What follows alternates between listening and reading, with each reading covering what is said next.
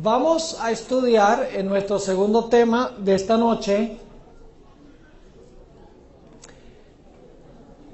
el oficio o la función del Espíritu Santo en el plan de la salvación. Ya estudiamos sobre la Trinidad. ¿Les quedó claro el tema de la Trinidad? ¿Sí? Ese amén estuvo débil. No deberíamos haberlos dejado ir abajo para comer, porque ahora van a estar de acuerdo con todo lo que yo digo. Ok. La razón por la cual a nosotros nos resulta tan difícil concebir del Espíritu Santo como una persona es por las metáforas que usa la Biblia para describir al Espíritu Santo. La Biblia, por ejemplo, describe al Espíritu Santo como una paloma. Describe al Espíritu Santo como lluvia. Describe al Espíritu Santo como aceite. Describe al Espíritu Santo como viento. Y también usa la metáfora de fuego para referirse al Espíritu Santo. Entonces, porque estas metáforas se usan para el Espíritu Santo, nos es difícil pensar del Espíritu Santo como una persona. Más bien pensamos que el Espíritu Santo es como un líquido o una sustancia que es derramada dentro de nosotros. Pero necesitamos entender que estas comparaciones con el Espíritu Santo son metáforas. El Espíritu Santo no es aceite. El Espíritu Santo no es viento. El Espíritu Santo no es fuego. El Espíritu Santo no es lluvia. El Espíritu Santo no es una paloma. Cada una de estas metáforas describe una función del Espíritu Santo. Por ejemplo, lluvia reverdece, ¿verdad? Y así es el Espíritu Santo en nuestra vida.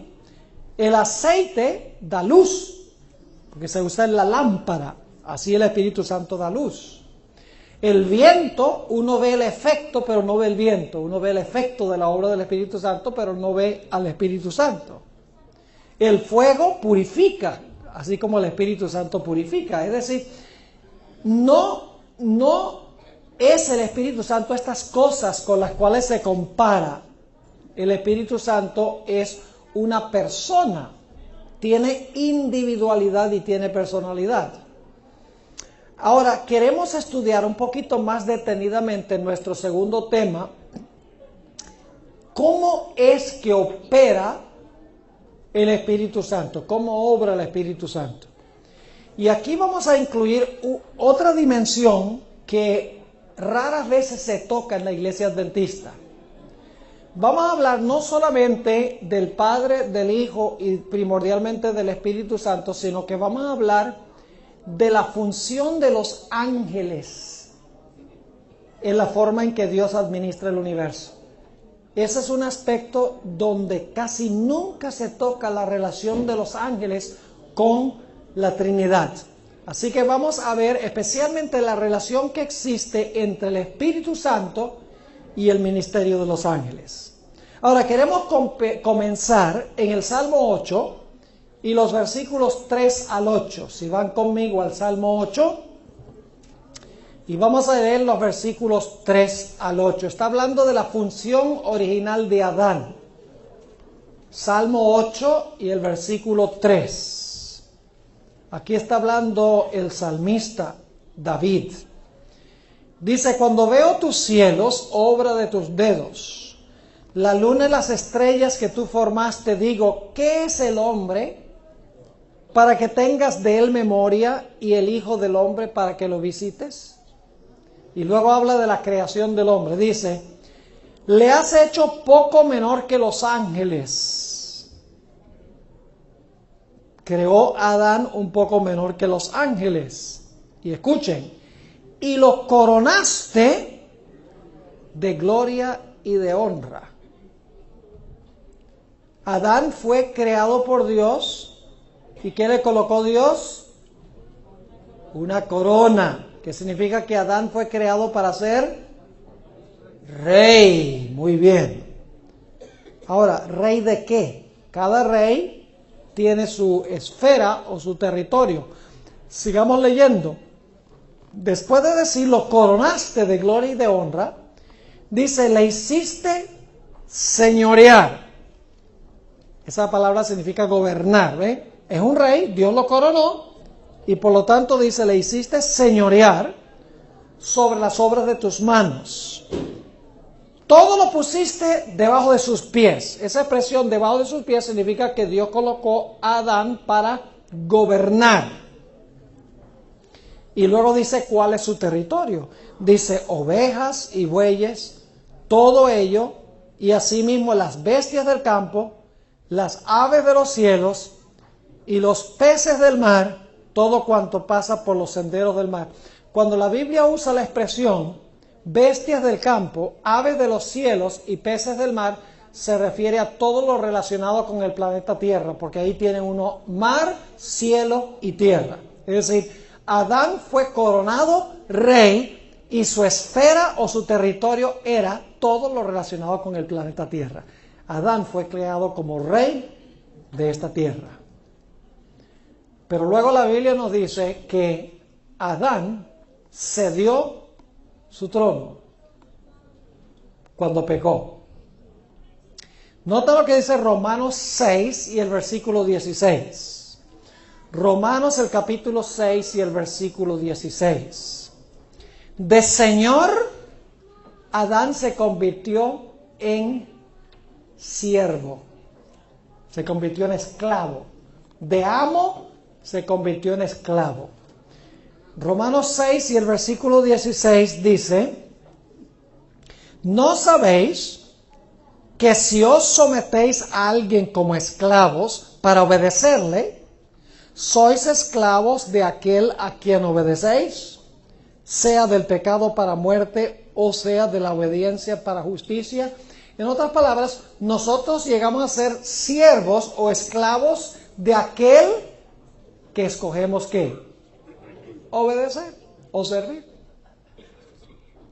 Yo pregunto, ¿escogió Adán servir a Satanás? Claro que sí. Escogió servir a Satanás y por lo tanto, ahora Adán, en vez de ser soberano y rey, se hizo ¿qué? Súbdito.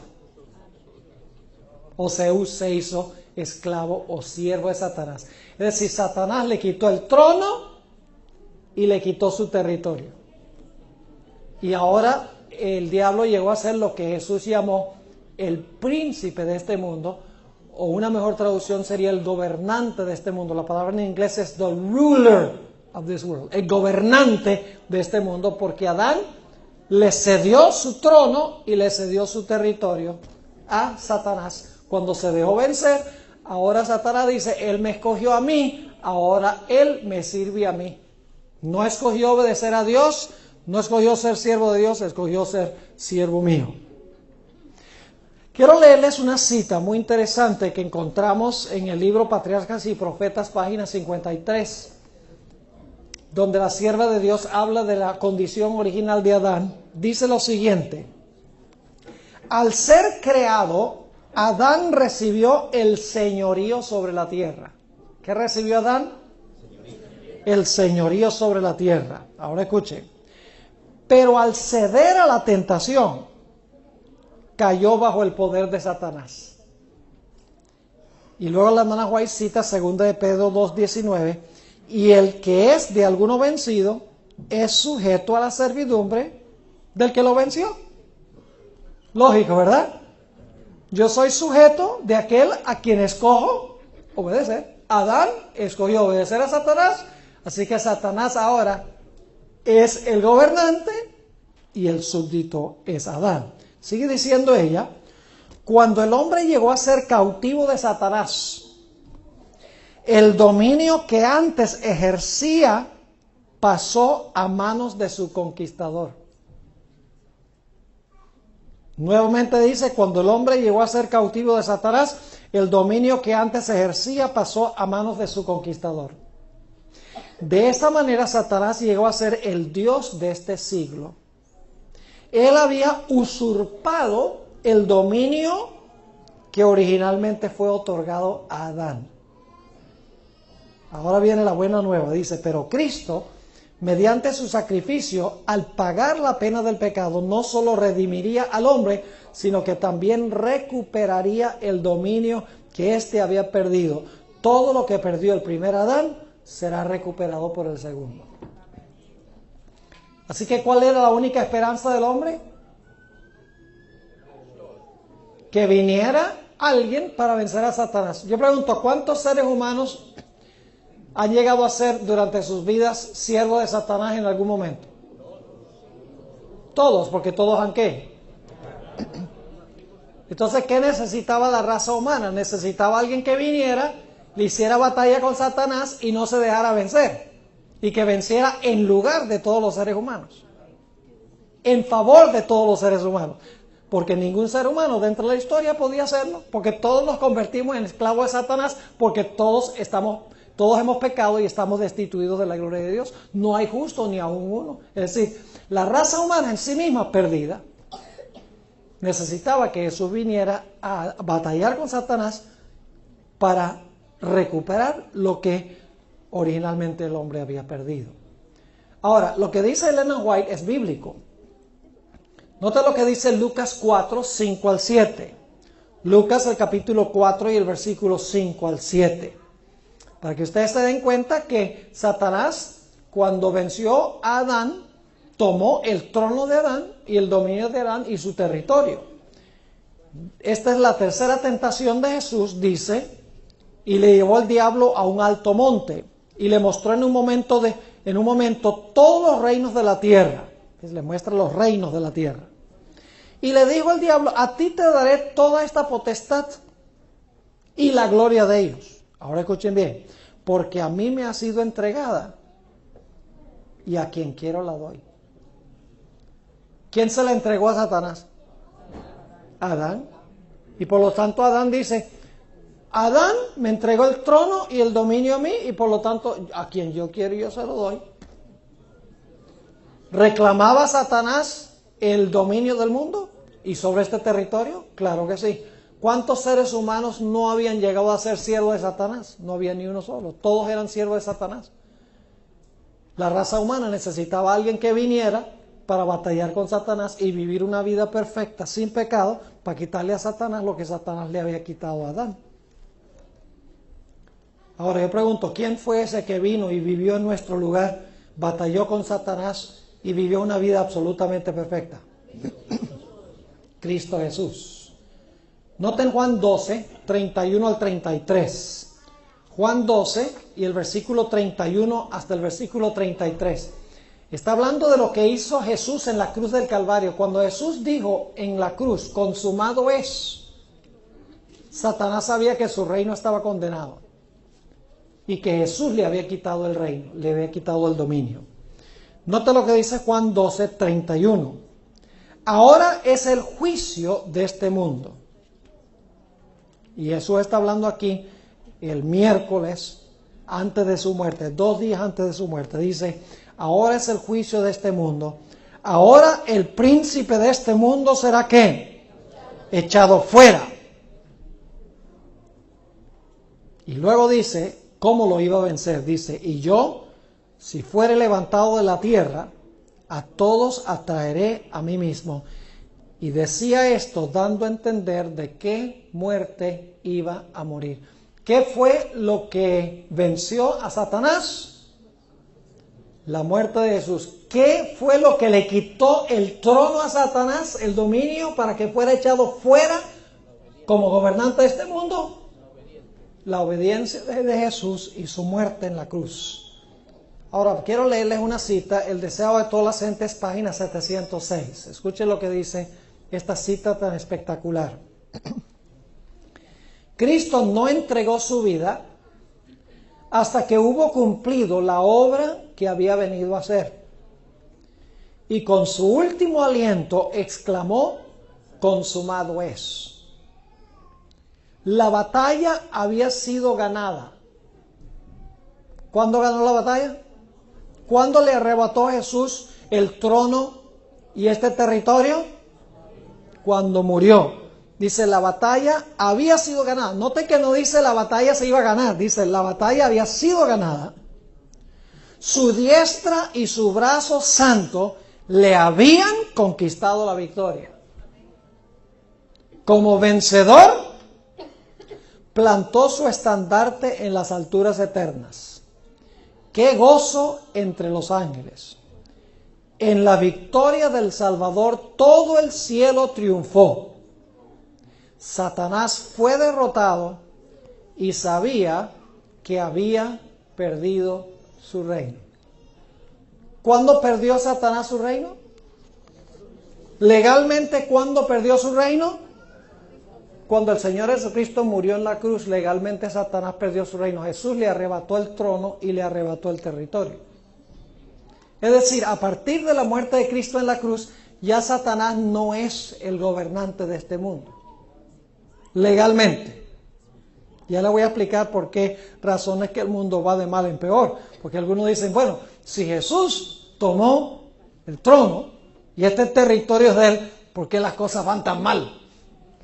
Que pareciera que el diablo estuviera dominando. Yo le voy a explicar en un momento qué es lo que está pasando. Pero lo que quiero que entendamos ahora es que por la muerte de Cristo en la cruz, por su vida perfecta y su muerte en la cruz, Jesús le quitó el derecho a gobernar a Satanás y le quitó el territorio de este planeta a Satanás. Jesús, en otras palabras, ganó la victoria. Ahora necesitamos, con esto en mente, de que el Señor Jesucristo ganó la victoria en la cruz, le arrebató a Satanás el trono que le había quitado a Adán y le arrebató el territorio que le había arrebatado a Adán. Ahora necesitamos comprender lo que sucedió en el día del Pentecostés. Saben que hay una conexión muy estrecha entre la muerte de Cristo en la cruz y lo que sucedió en el día del Pentecostés. Vamos a ver la conexión.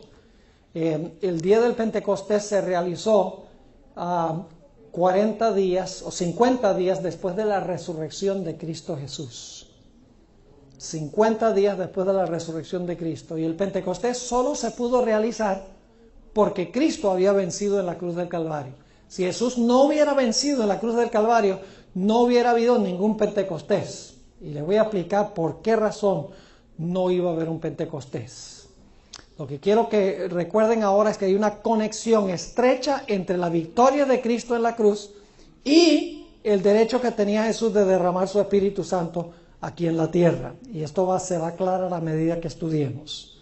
Así que vamos a hablar ahora del Pentecostés. ¿Le quedó claro que Jesús venció en la cruz? ¿Vivió Jesús la vida perfecta que todos nosotros debemos vivir? Si yo lo recibo a Él, Él me da la vida de Él como si fuera mía. Sí. ¿Murió Jesús la muerte que yo debo morir? Si yo lo recibo, ¿la muerte de Él cuenta como si fuera la muerte mía? Claro que sí. Jesús vivió y murió por todas las personas del mundo, y los que le acepten, su vida perfecta y su muerte está en lugar de la vida y de la muerte de ellos. Esa es la victoria que ganó Jesús en la cruz del Calvario. Ahora hablemos un poco del día del Pentecostés. Vamos a Hechos, el capítulo 2 y el versículo 1 al 4. Hechos 2 y el versículo 1 al 4. Está hablando de lo que sucedió el día del Pentecostés y quiero que noten algunas cosas muy interesantes que sucedieron. Dice allí, Hechos 2:1, cuando llegó el día del Pentecostés estaban todos unánimes juntos. Ahora fíjense los detalles. Y de repente vino del cielo un estruendo como de un viento recio. Primer fenómeno, viento recio, que soplaba, el cual llenó toda la casa donde estaban sentados. Y ahora el segundo fenómeno, y se les aparecieron lenguas repartidas como de ¿qué? Fuego. Viento y ¿qué? Y fuego, muy importante, asentándose sobre cada uno de ellos. Y fueron todos llenos del Espíritu Santo. Viento, fuego, ¿llenos de qué? del Espíritu Santo, y ahora escuchen, y comenzaron a hablar en otras lenguas según el Espíritu les daba que hablase. ¿Quién fue el que dio el don de lenguas? Ahí dice, el Espíritu fue el que dio el don de lenguas. Así que recuerden, viento recio, fuego, y el Espíritu Santo dio el don de hablar en lenguas. Y no son lenguas, no es un idioma que nadie conoce, ni siquiera Dios. Son idiomas que los apóstoles no habían estudiado, y milagrosamente Dios les dio la capacidad de hablar esos idiomas para que pudieran comunicar el Evangelio con las diferentes nacionalidades de personas que estaban reunidas en el aposento alto, porque iban 13 nacionalidades distintas reunidas allí, según Hechos 2. Ahora, ¿cuál fue la primera vez en la Biblia cuando se impartió el don de lenguas? En la Torre de Babel, exactamente. No fue en Hechos el capítulo 2, fue en la Torre de Babel. Ahora escuchen bien. El propósito de el don de lenguas en Babel fue diferente que el propósito en Hechos 2. El propósito en Génesis era confundir y dividir, que se esparciera todo el mundo por la tierra. Claro, eso creó un problema muy grande, ¿verdad?, que para la predicación del Evangelio. ¿Saben por qué Dios confundió las lenguas en Babel?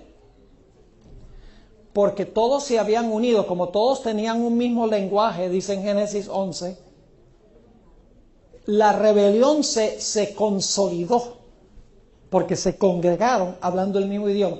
Así que Dios dijo, para que no se consolide el mal, para que la gente no se pueda unir con un mismo idioma y un mismo propósito, lo que voy a hacer es ponerlos a hablar diferentes idiomas. Así hay gente por acá y por allá y por allá. Es mucho más difícil que se unifiquen en rebelión contra mi gobierno. Ese fue el propósito. Pero claro, eso creó un problema, porque ahora ¿cómo se iba a compartir el Evangelio con todas esas diferentes lenguas que había? Bueno, en el Pentecostés Dios resolvió el problema. Le dio a sus discípulos la capacidad de hablar esos idiomas para que pudieran compartir el Evangelio. El propósito del don de lenguas en Babel fue dividir y esparcir. El propósito del don de lenguas en Hechos del capítulo 2 era de unir. Ahora yo pregunto, ¿quién impartió el don de lenguas en la Torre de Babel?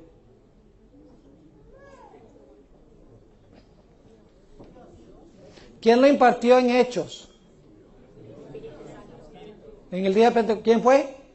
El Espíritu. Ahora, quiero leerles una cita del Espíritu de Profecía muy interesante, y luego vamos a ir a la Biblia. Esta cita la encontramos en el libro Deseado de todas las gentes. Se encuentra en el libro Historia de la Redención, página 75. Historia de la Redención, página 75, sobre lo que pasó en Babel. Escuchen qué interesante esto.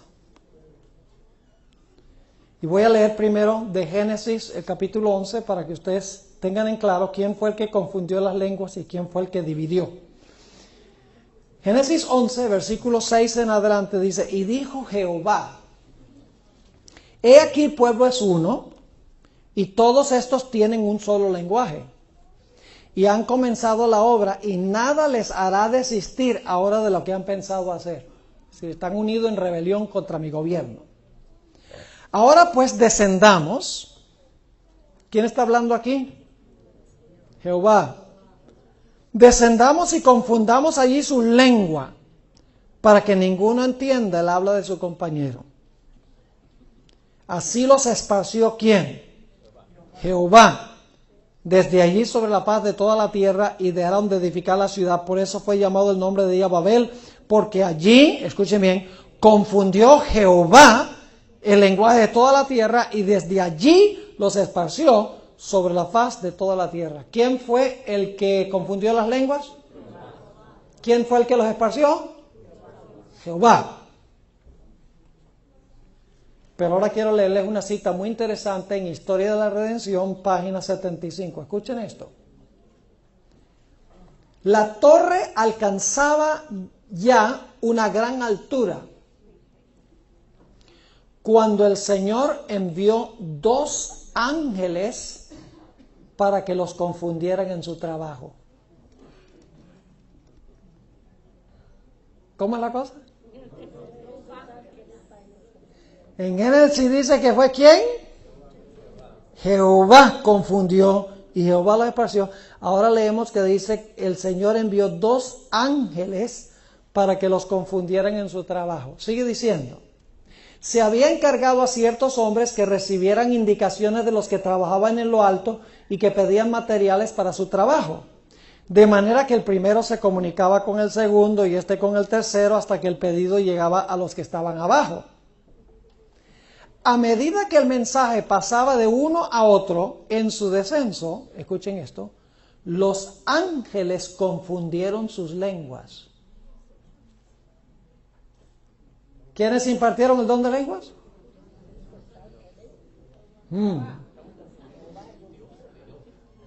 Hace 25 años empecé yo este estudio y todavía estoy en el proceso de estudiarlo. Yo creo que una de las más grandes razones por las cuales la gente tiene problemas con la Trinidad es porque no entienden el papel que juegan los ángeles. Y ustedes se van a dar cuenta ahora por qué razón.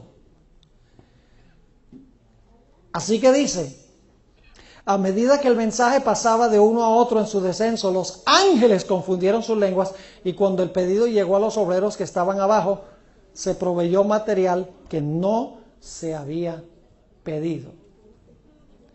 Ahora, ¿cuáles fueron los 2 fenómenos en el día del Pentecostés? Viento y ¿qué? Y fuego. Vayan conmigo al Salmo 104 y el versículo 1 al 4, y lo voy a leer de la Nueva Versión Internacional, que es una mejor traducción. Nueva Versión Internacional, Salmo 104 y el versículo 1 al 4. Escuchen con cuidado. Aquí dice el salmista, alaba alma mía al Señor. Señor mi Dios, tú eres grandioso. Te has revestido de gloria y de majestad. Te cubres de luz como con un manto. Extiendes los cielos como un velo. Afirmas sobre las aguas tus aposentos altos y haces de las nubes tus carros de guerra. ¿Cuáles son los carros de guerra de Dios? ¿Cuáles son? Las nubes. ¿Y qué representan las nubes? Cuando la Biblia dice, he aquí viene con las nubes, y todo lo verá, las nubes representan ¿qué? Ángeles. Los guerreros de Dios son los ángeles. Ahora escuchen lo que sigue diciendo. Tú cabalgas en las alas del viento. Haces de los vientos tus mensajeros y de las llamas de fuego tus servidores. Ahora usted dice, bueno, ¿quiénes son esos mensajeros que se comparan con vientos y esas llamas de fuego que son sus servidores? ¿Quiénes son esos? Vamos a Hebreos 1:7, donde se dice explícitamente qué son los vientos y qué es el fuego. Hebreos el capítulo 1 y el versículo 7. Aquí dice claramente lo siguiente. En cuanto a los ángeles dice... Y ahora va a citar ese mismo Salmo 104. En cuanto a los ángeles dice, Él hace de los vientos sus ángeles. La palabra ángeles significa mensajeros. Él hace de los vientos sus ángeles o sus mensajeros. Y de las llamas de fuego sus servidores. Entonces, ¿quiénes se comparan con vientos y quiénes se comparan con fuego? Los ángeles. Interesante. ¿Cuáles fueron los 2 fenómenos en el día del Pentecostés? Fuego y ¿qué? Y viento. Ahora usted está diciendo, Pastor Borg, que en el día del Pentecostés lo que pasó fue que Dios soltó sobre el planeta a la hueste angélica para ayudar en la predicación del Evangelio. Eso es exactamente lo que estoy diciendo y se lo voy a comprobar bíblicamente y con el espíritu de profecía.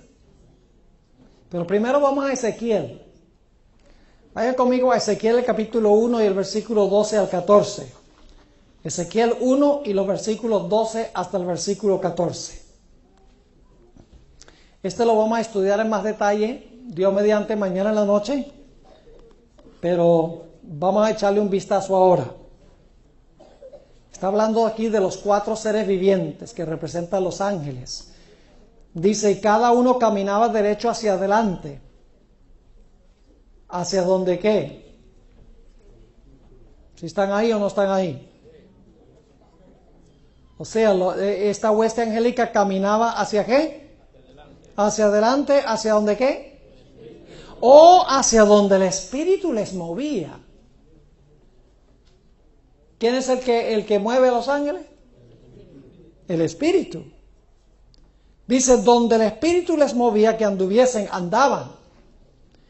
Y cuando andaban no se volvían. Es decir, cuando van en su misión, no tornan a regresar.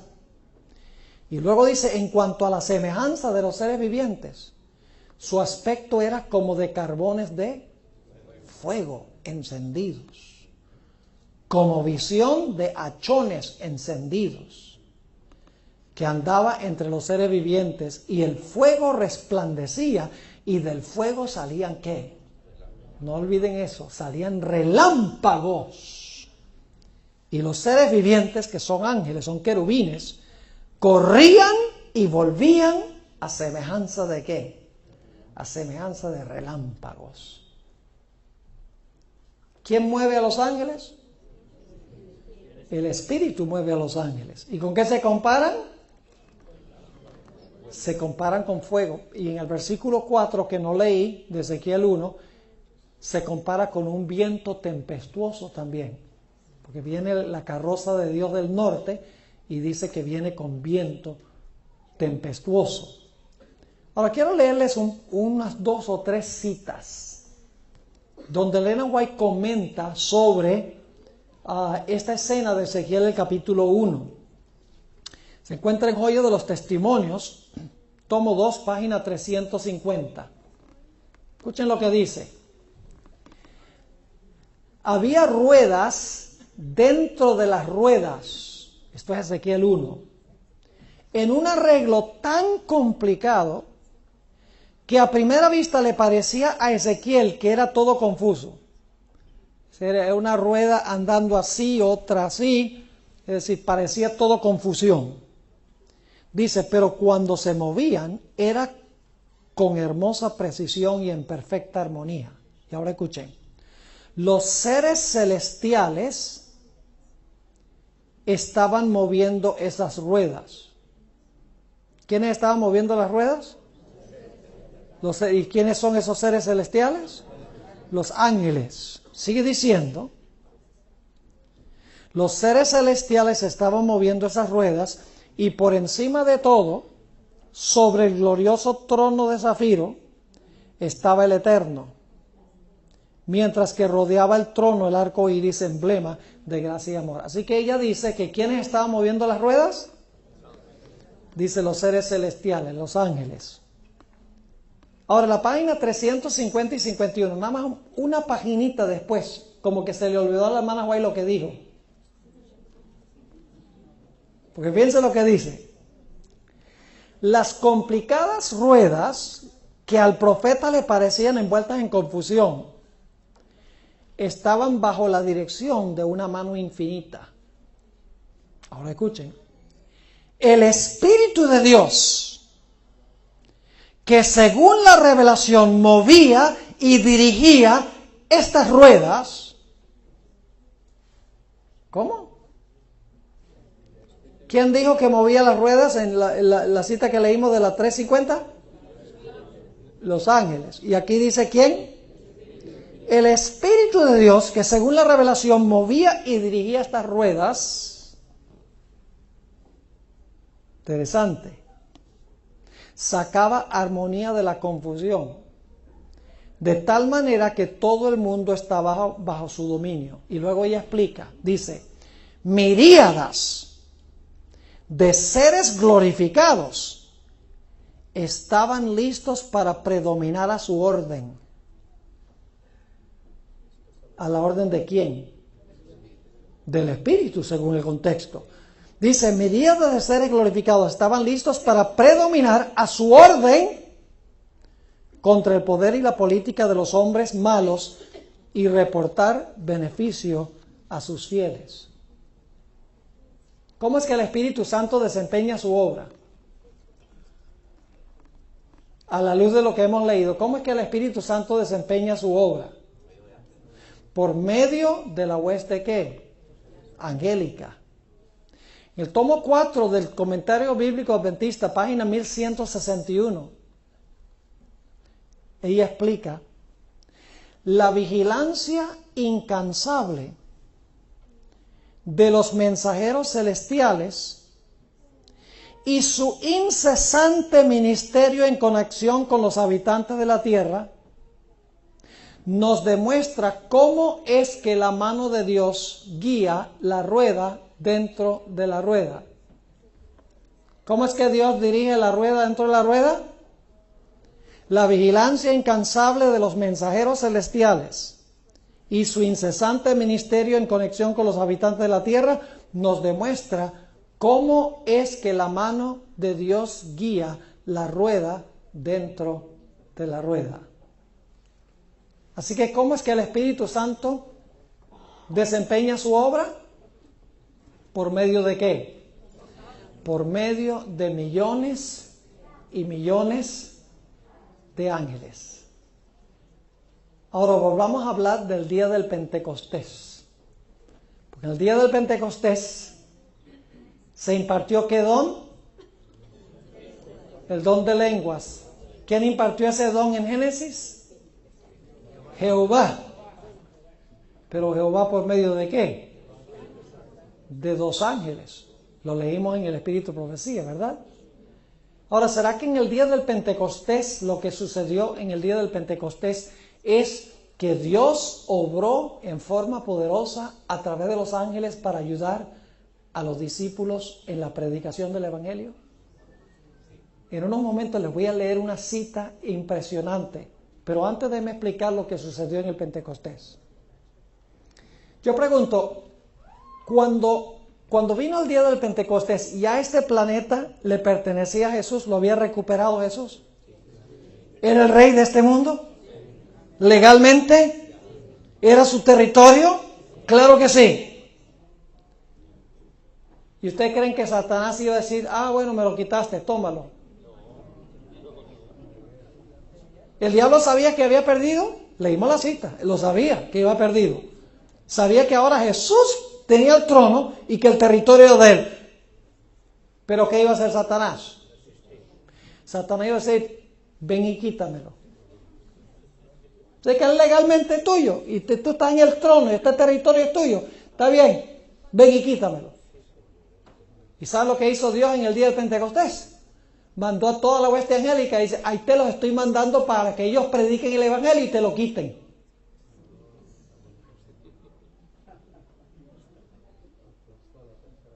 Ahora, permítame leerles una cita muy interesante del Espíritu de Profecía. Estas son citas que yo había leído antes, pero no había caído en cuenta, en realidad, la importancia de estas citas. En el libro devocional Mi Vida Hoy, página 58, es un libro devocional de la hermana White de hace muchos años. Escuchen lo que dice. Cuando se viva la verdad en su sencillez en todo lugar, ya eso es términos prácticos, ¿verdad que sí? Cuando se viva la verdad en su sencillez en todo lugar, entonces Dios obrará por medio de los ángeles, así como obró en el día del Pentecostés.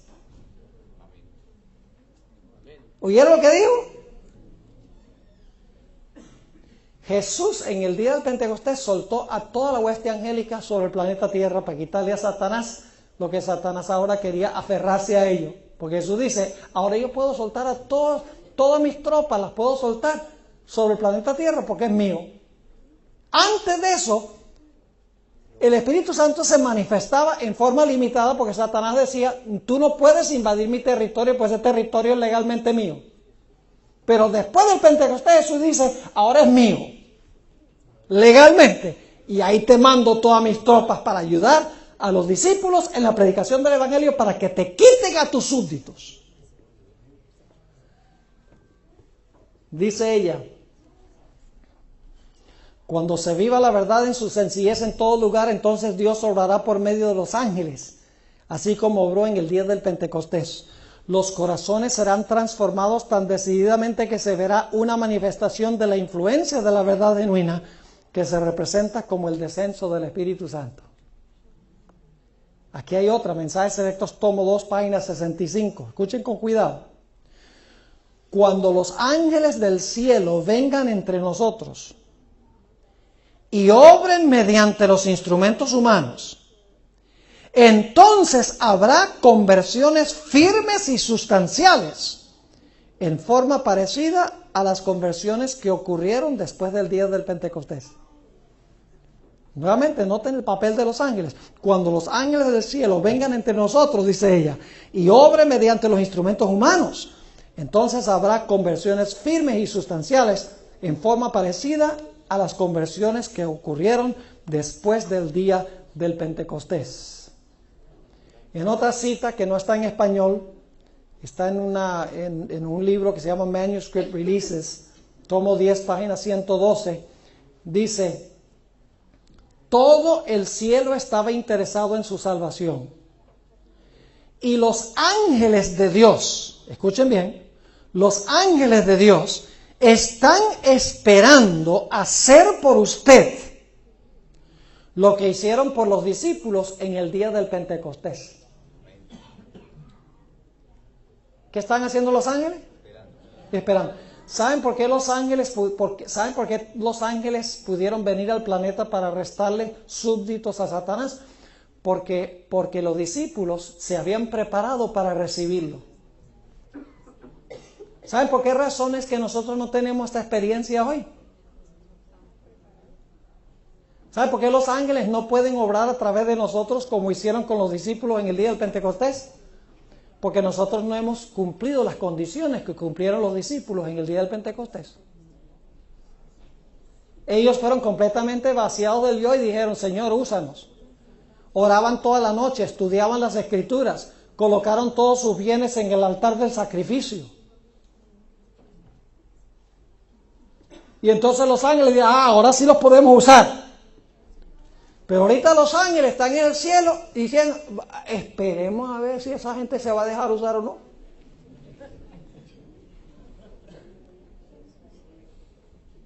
¿Saben que la sierva de Dios dice que va a haber otro Pentecostés? Escuchen esto, Maranata, página 210. Ahora hablando del futuro. Dice, antes que sea completamente terminada la obra y finalice el sellamiento de Dios, recibiremos el derramamiento del Espíritu de Dios. Ángeles del cielo estarán en nuestro medio. ¿Qué vamos a recibir? Dice ¿qué? Recibiremos el derramamiento del Espíritu de Dios y luego dice, ángeles del cielo estarán en nuestro medio. En otra cita, Review and Herald, enero 20, 1891, dice, miles se convirtieron después del derramamiento del Espíritu Santo. ¿Qué pasó? Miles se convirtieron después del derramamiento del Espíritu Santo. Luego dice, ángeles poderosos de Dios, ataviados con la gloria celestial, vinieron a ayudar a la iglesia y echaron atrás a las huestes de Satanás. ¿Está empezando a captar lo que tenemos aquí? El papel de los ángeles es vital. Pero los ángeles no nos pueden usar. Porque cada uno de nosotros queremos lo nuestro. Sigue diciendo. La obra del Espíritu Santo no se limita a los días apostólicos. No está confinada a ninguna iglesia, sea grande o pequeña. Su campo de ministerio es el mundo. Pero los instrumentos por medio de los cuales obra el Espíritu Santo son los miembros de su cuerpo, aquellos que creen en su nombre. Es por medio de estos portadores de luz que el Evangelio ha de ser llevado a todas las naciones de la tierra. ¿Qué está esperando Dios? A nosotros. Está esperando vaciar de nuevo toda la hueste angelical para la terminación de la predicación del Evangelio. Pero hay ciertas condiciones que nosotros tenemos que cumplir. Tenemos que tener la experiencia que tuvieron los apóstoles. Ahora, lo que estoy diciendo es que Dios tiene una cadena de mando. Dios es el gran delegador. Dios no es como nosotros, que delega una responsabilidad y luego la hace Él. Dios sabe delegar autoridad. ¿Saben cómo es la cadena de mando de Dios? Apocalipsis 1, nuestra lectura bíblica en la primera sesión, dice cómo opera Dios. El Padre le dio el mensaje ¿a quién? A Jesús. El testimonio de Jesucristo que Dios le dio. Okay. Dios, el Padre, le da a Jesús. ¿Jesús se lo da a quién? Al Espíritu Santo. El que tiene oído, oiga lo que el Espíritu dice a las iglesias. Muy bien. Entonces tenemos Padre se lo da al Hijo, el Hijo se lo da al Espíritu Santo, y el Espíritu Santo ¿a quién se lo da? Al ángel. ¿Quién le reveló el mensaje a Juan? Fue inspirado por el Espíritu Santo. ¿Pero quién le dio el mensaje? El ángel. ¿El ángel se lo da a quién? Juan. ¿Y Juan qué hace? Lo escribe en un libro y se lo manda a quiénes? A las iglesias. ¿Y qué espera Dios que hagan las iglesias? Dígame usted, ¿qué espera Dios de la iglesia? Que le impartan al mundo. ¿Sabe dónde se rompe la cadena de mando? Hasta que llega a Juan, las cosas van bien. Pero cuando se trata ya de que la iglesia lo lleve al mundo, ahí se rompe la cadena de mando. Dios es un comandante, Él se sienta en su trono y Él coordina todo el universo delegando responsabilidad. Las tropas del Espíritu Santo son los ángeles. Lamentablemente nosotros a veces somos muy diferentes que Isaías. ¿Recuerdan cuando Isaías, el Señor lo limpió con el carbón encendido del altar? Entonces Dios dice, bueno, ¿y ahora quién va a ir a anunciarle a Israel estas cosas para que ellos también tengan esta experiencia? Isaías dice, heme aquí, envíalo a él. ¿Eso fue lo que dijo? Yo, no, aquí estoy yo. Mándame a mí. ¿Tiene algo que ver esto con obra misionera? Ahora sí estamos hablando práctico, mi hermano. Práctico. Ahora, permítame leerles un par de citas. Hay varias aquí, no las voy a leer todas, pero quiero leerles algunas. Y mañana, pasado mañana, les voy a leer otras. Escuchen el papel tan importante que juegan los ángeles. Deseo a toda la gente, página 117. Escuchen con cuidado. Los ángeles de Dios pasan siempre de la tierra al cielo y del cielo a la tierra. ¿Recuerdan la escalera? Suben y bajan sobre la escalera. La escalera es Jesús, según Juan 1:51. Ahora escuchen esto. Los milagros de Cristo a favor de los afligidos y dolientes fueron realizados por el poder de Dios mediante el ministerio de los ángeles. ¿Cómo hizo Jesús sus milagros? Por el poder de Dios, ¿mediante qué? El ministerio de los ángeles. Y luego dice, y es por medio de Cristo, escuchen bien, es por medio de Cristo, por el ministerio de sus mensajeros celestiales, como nos llega toda bendición de Dios. ¿Cómo es que nos llega toda bendición de Dios? Por medio de Cristo, por el ministerio de ¿qué? De sus mensajeros celestiales, dice ella. ¿Recuerdan la historia del fariseo y el publicano? Solamente le estoy leyendo unas poquitas citas. Llevo 25 años reuniendo material sobre esto. Créanme que es sólido. Hay mucha evidencia bíblica del espíritu de profecía.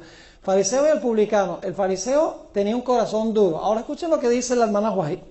Palabra de vida al gran maestro, página 122. Dice, el fariseo no sentía ninguna convicción de pecado. El Espíritu Santo no podía obrar en él. ¿Quién no podía obrar en él? Ahora, ¿cómo? Sigamos leyendo. El Espíritu Santo no podía obrar en él. Su alma estaba revestida de una armadura de justicia propia que no podía ser atravesada por los aguzados y bien dirigidos dardos de Dios arrojados por manos angélicas.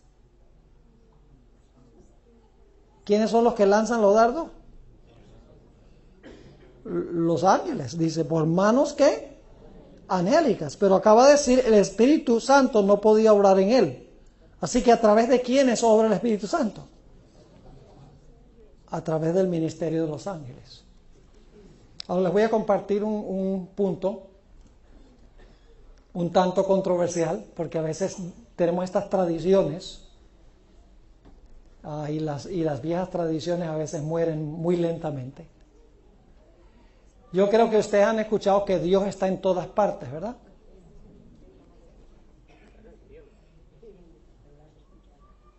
Si Dios está en todas partes, ¿por qué oramos, Padre nuestro que estás en el cielo?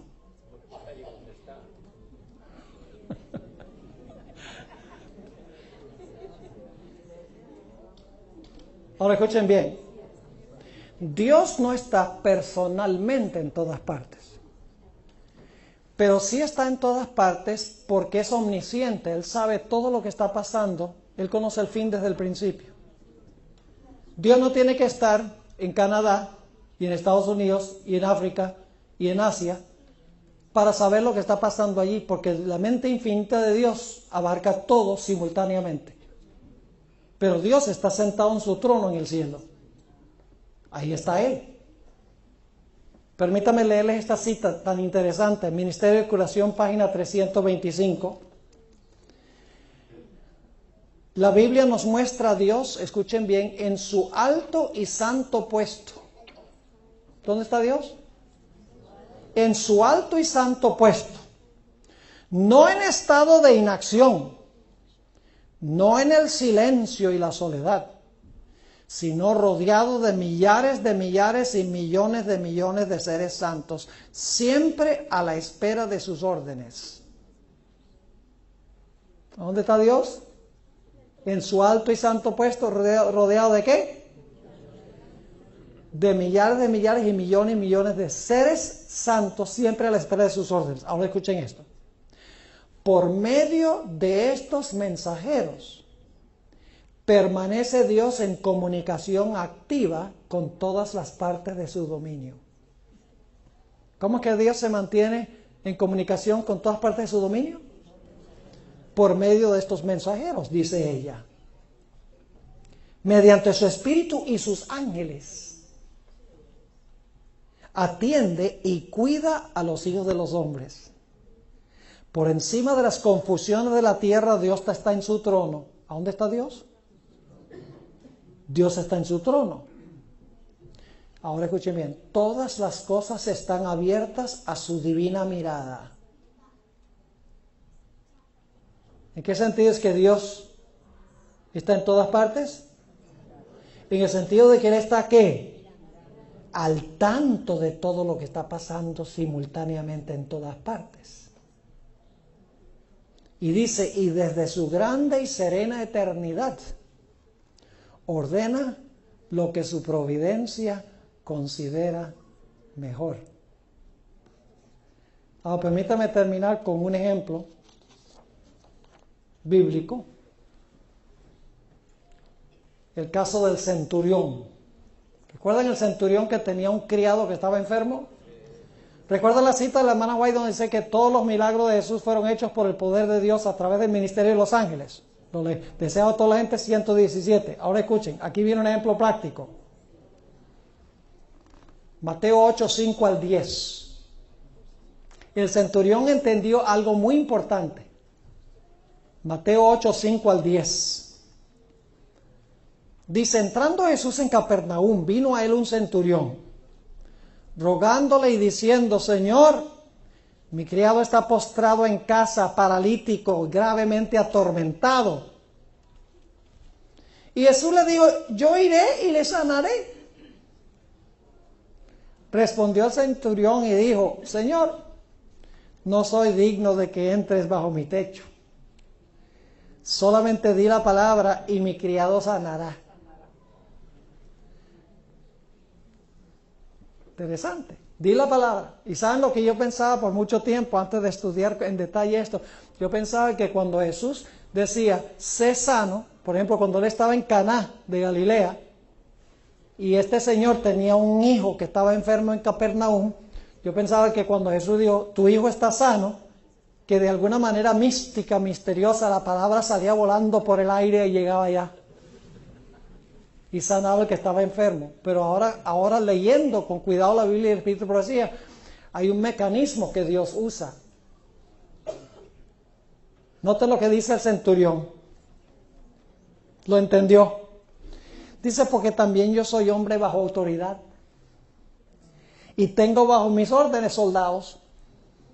Y digo a este, ve y va. Y al otro, ven y viene. Y a mi siervo, haz esto y lo hace. Es decir, ¿qué tenía centurión? Soldados. Ahora permítanme leerles el comentario inspirado sobre esto. Deseo a toda la gente en 2:83, dice la sierva del Señor. Y está citando al centurión. Es decir, es como si estuviera hablando el centurión. Dice, como yo represento el poder de Roma, y mis soldados reconocen mi autoridad como suprema, así tú representas el poder del Dios infinito, y todas las cosas creadas obedecen tu palabra. Puedes llamar a tus mensajeros celestiales y ellos impartirán virtud sanadora. ¿Cómo fue? Puedes llamar a tus mensajeros celestiales y ellos impartirán virtud sanadora. Pronuncia tan solo la palabra y mi siervo sanará. ¿Recuerdan el caso del hombre que tenía a su hijo enfermo en Capernaum y él estaba en Caná de Galilea?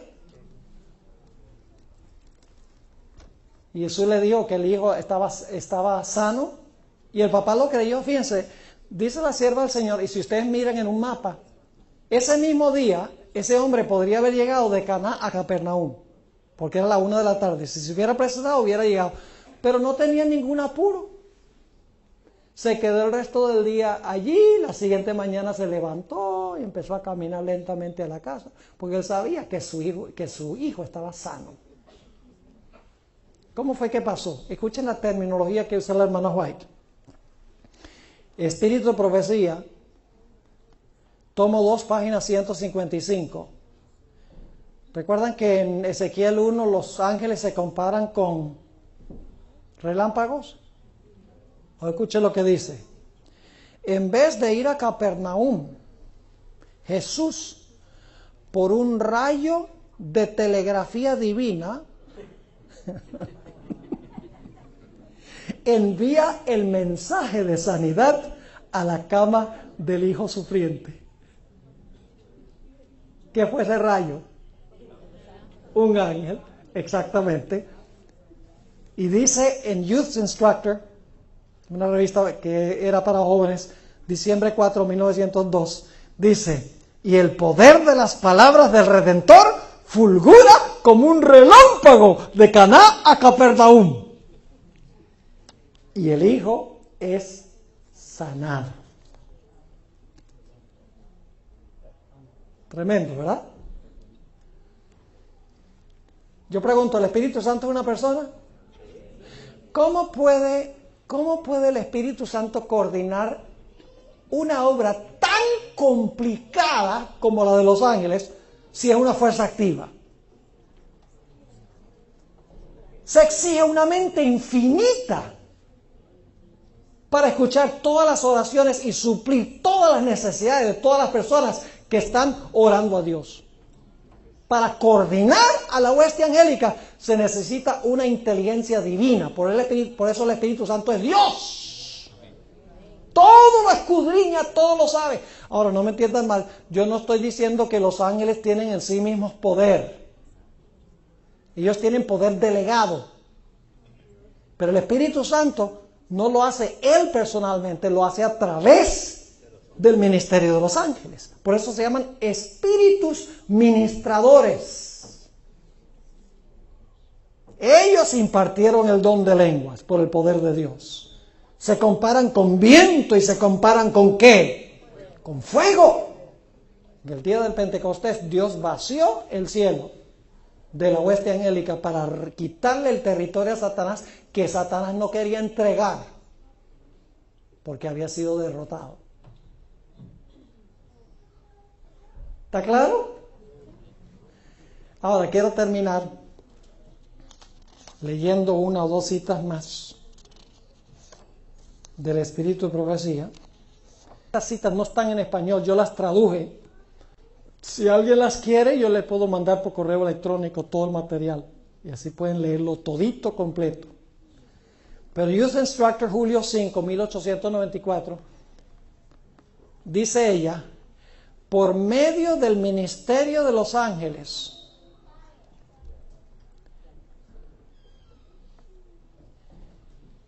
¿por medio de qué? Por medio del ministerio de los ángeles, el Espíritu Santo tiene la habilidad para obrar sobre la mente y el corazón del agente humano para atraerlo a Cristo. Hay una palabra ahí de la hermana White que ni siquiera se puede traducir fácilmente, porque la hermana White dice, por medio del ministerio de los ángeles, the Holy Spirit is enabled. ¿Qué significa is enabled? Tiene la habilidad o es habilitado para obrar sobre la mente y el corazón de la gente humana para atraerlo a Cristo. Interesante.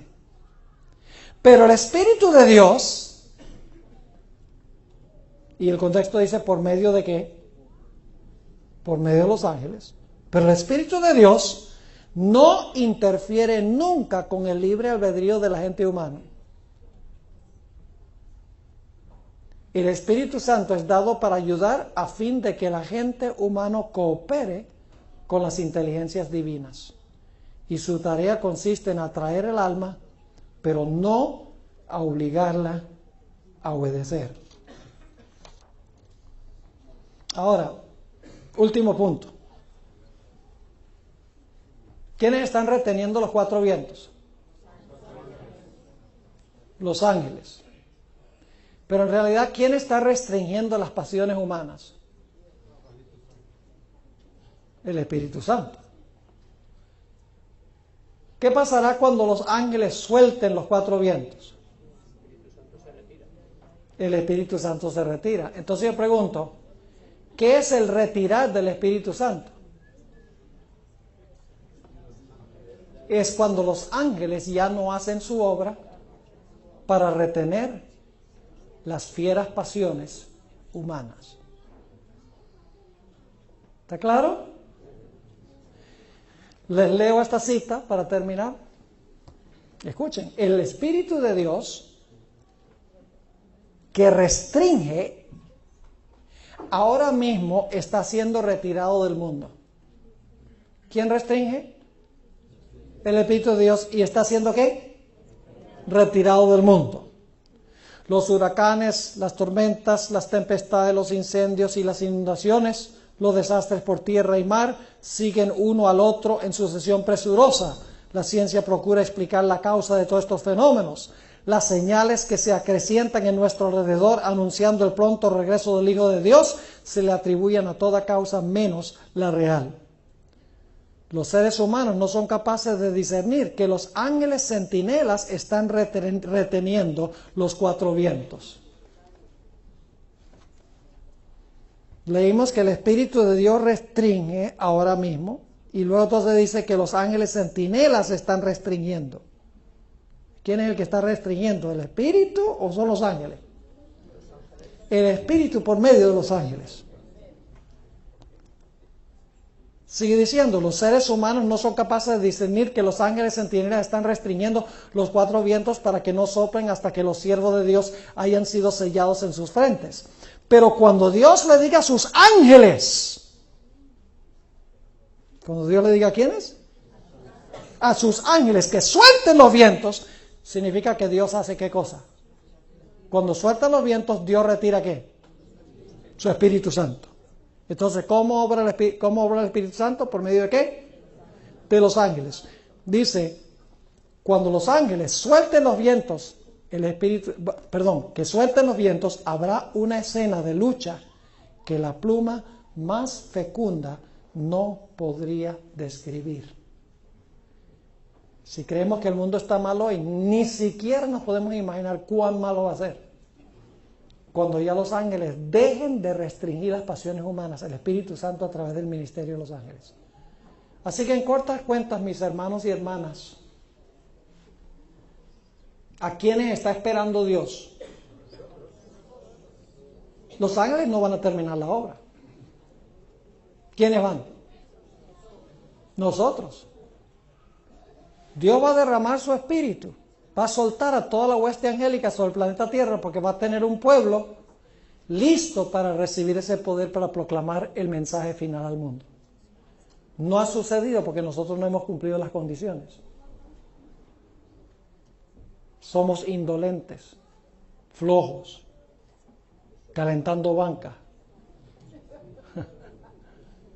y reclamando nuestro puesto reservado.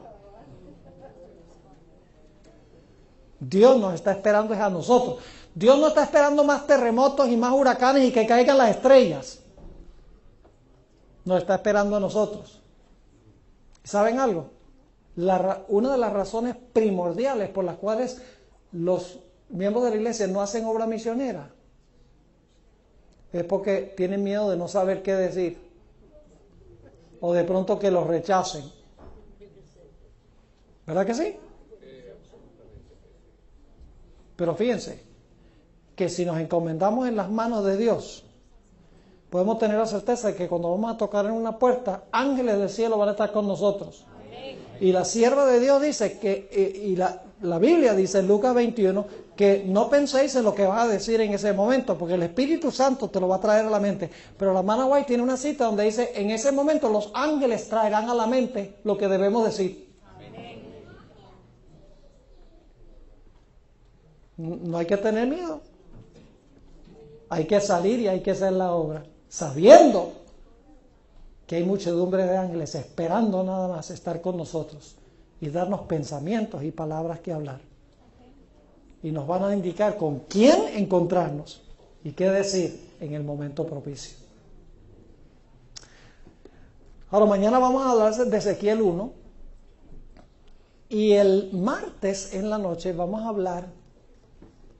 Les voy a dar varios ejemplos de la Biblia, muy interesantes, a donde lo que la Biblia le atribuye a Dios, Elena G. de White se lo atribuye a los ángeles. Y les doy nada más un ejemplito para despertarles apetito, para mañana en la noche y pasado mañana. ¿Te recuerdas la conversación que tuvo Dios con Caín cuando Caín estaba estaba enojado porque Dios no había consumido su sacrificio?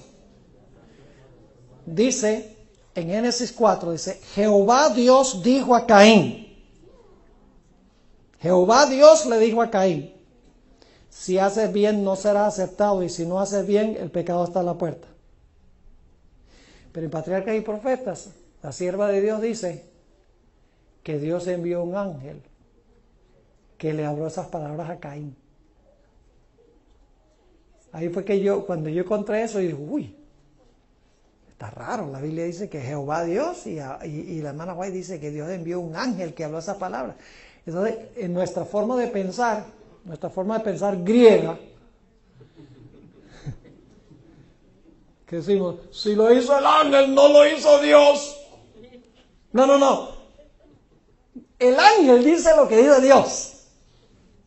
Exactamente lo que dice Dios. Es decir, cuando lo dice el ángel, lo dice Dios. Porque el ángel es el emisario de Dios. Así que no piensen, no, si fue el ángel, entonces no fue Dios. Claro que fue Dios. Me gusta comparar el Espíritu Santo sería como una planta eléctrica. Y los ángeles son los cables. Y estoy renuente a compararlo con corriente, pues entonces, pastor, es fuerza activa. No, es solo una comparación. Para que puedan entender de dónde viene el poder del Espíritu Santo. ¿Y qué son los ángeles? Sencillamente los conductores del poder de Dios para desempeñar la obra de Dios en la tierra, porque Dios está centrado en su alto y elevado trono. Y desde allá, dice, ve allá, aquel está orando, ve para allá. Es decir, el Espíritu Santo es el coordinador de la hueste angélica para cumplir los designios de Dios en la tierra. ¿No les consuela saber que tenemos millones y millones, miles de millones de ángeles aquí mismo, esperando que nosotros nos encomendemos a su cuidado y en sus manos para avanzar y terminar la obra de Dios? Bien, vamos a orar. Padre Celestial, te damos gracias porque a través de la Biblia y el Espíritu de Profecía, tú nos muestras que tú eres un Dios que podría hacer todo, pero que no lo hace, sino que tú delegas responsabilidad a tus ángeles y a nosotros. Padre, tú podrías terminar la obra mucho más rápido y mucho más eficazmente, pero tú quieres que nosotros participemos en el proceso de la salvación, porque es para beneficio de nosotros. Te ruego, Señor, que tú bendigas a esta iglesia y a las iglesias representadas acá.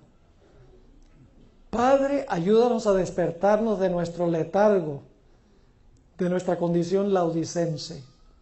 Préndenos fuego en el corazón para que sintamos ese deseo intenso de salir y alcanzar a las almas para Jesús, sabiendo que no estamos solos, que tú vaciarás el cielo de los ángeles para ayudarnos en la obra de la evangelización. Gracias, Padre, por habernos acompañado durante esta noche y gracias por tu compañía al regresar a nuestros hogares. Te pedimos esto no porque nosotros haya mérito, sino en el poderoso y precioso nombre de tu Hijo, Cristo Jesús. Amén. Amén. ¿Les quedó claro lo que estudiamos esta noche? Gloria a Dios. No se pierdan el próximo emocionante episodio.